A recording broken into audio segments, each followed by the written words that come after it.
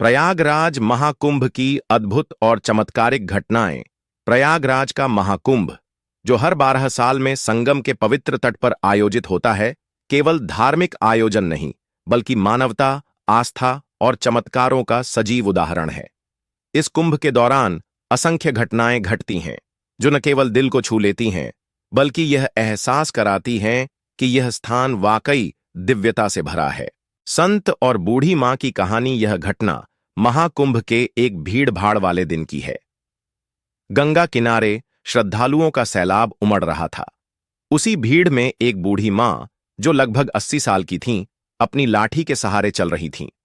उनका शरीर कांप रहा था, लेकिन चेहरे पर अद्भुत शांति थी। वह संगम स्नान के लिए उतावली थीं। अचानक उन्हें भीड़ ने धक्का दे दिया और वह गिर गईं। एक साधु, जो वहीं पास में ध्यान लगा रहे थे, दौड़कर उनके पास पहुंचे। उन्होंने बूढ़ी मां को उठाया और पूछा, मां, इस उम्र में इतनी तकलीफ सहकर यहां क्यों आई हो? मां ने कांपते हुए कहा, बेटा, मैंने पूरी जिंदगी पाप किए हैं। मुझे गंगा मां पर भरोसा है कि एक डुबकी से मेरे सारे पाप धुल जाएंगे। साधु ने उनकी बात सुनकर मुस्कुराते हुए कहा, गंगा मां ने तुम्हें पहले ही क्षमा कर दिया है। यह स्नान तुम्हें मोक्ष दिलाएगा। मां ने जब डुबकी लगाई तो उनकी आंखों से अश्रु की धारा बह निकली। वह बोलीं, यहां आकर मुझे ऐसा लग रहा है जैसे मैंने नए जीवन का वरदान पा लिया हो। खोए हुए बच्चे की वापसी। महाकुंभ के दौरान लाखों लोग आते हैं और अक्सर बच्चे अपने माता पिता से बिछड़ जाते हैं। ऐसा ही एक 7 साल का बच्चा रोते हुए एक शिविर के पास मिला। वह बार बार अपनी मां को पुकार रहा था। वहां के स्वयं सेवकों ने उसे संभाला और उसकी मां को ढूंढने का प्रयास किया।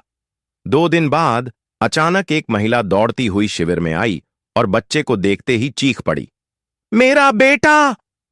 बच्चे ने भी दौड़कर अपनी मां को गले लगा लिया। यह दृश्य देखकर हर कोई भावुक हो गया। मां ने कहा, मुझे लगा था कि मैं इसे कभी नहीं देख पाऊंगी। यह चमत्कार ही है कि इतने बड़े मेले में मेरा बच्चा मुझे मिल गया।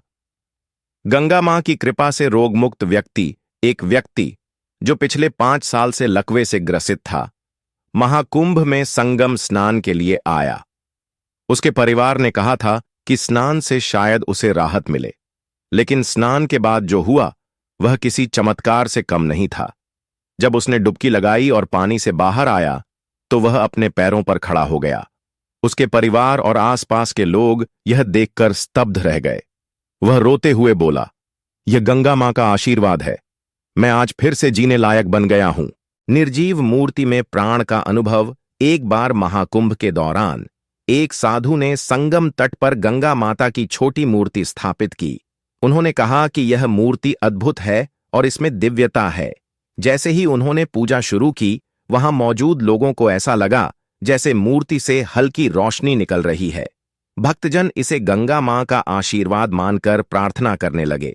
भावनाओं का अटूट संगम। महाकुंभ में केवल चमत्कार ही नहीं बल्कि मानवता की भावनाओं का अद्भुत संगम भी देखने को मिलता है। गरीबों को भोजन कराते लोग, अनजान लोगों को सहारा देते स्वयं सेवक, और हर चेहरे पर शांति और खुशी। यहां हर किसी के लिए एक नई आशा और ऊर्जा है। प्रयागराज महाकुंभ न केवल आस्था का संगम है बल्कि यह दिखाता है कि जब मनुष्य सच्चे दिल से भक्ति और सेवा करता है तो चमत्कार स्वाभाविक रूप से घटित होते हैं। यह स्थान वाकई अद्भुत और चमत्कारिक है।